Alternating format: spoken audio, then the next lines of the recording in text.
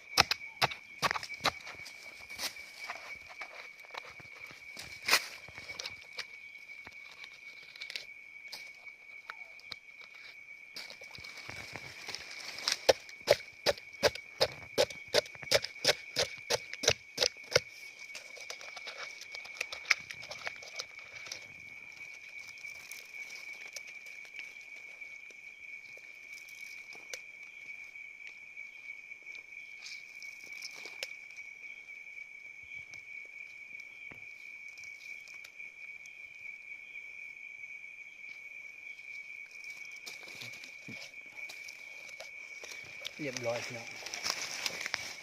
ดูนี่ตัวเงินนะครับมาถางสวนแล้วได้เงินตัวนึงนะครับจังลือเด้อโรเต้จีโรเต้ไปจีลืมเขียนยินตองตัวไรตัวลือเด้อมาโรเต้ของเจ้านี่เป็นตัวไหน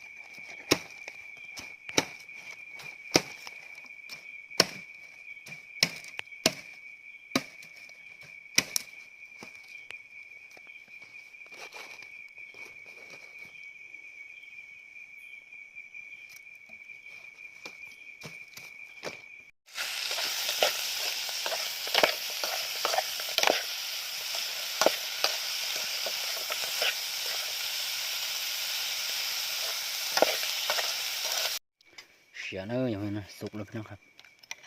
เนื้อมันก็เตยนะครับเตยนะครับน้อยเยอะว่าnó má có tuổi này nè má có to này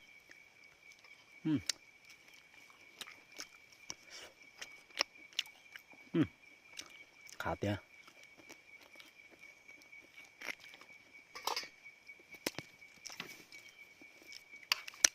khá cái gì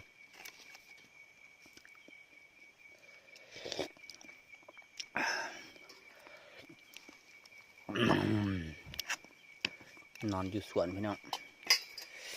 ดังไฟนี่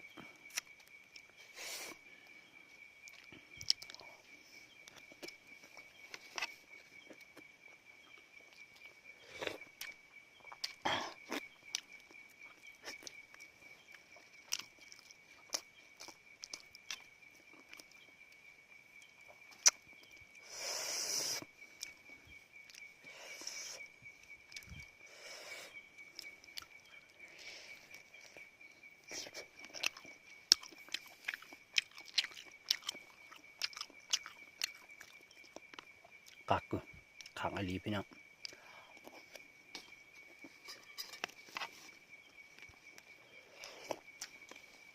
หมักปี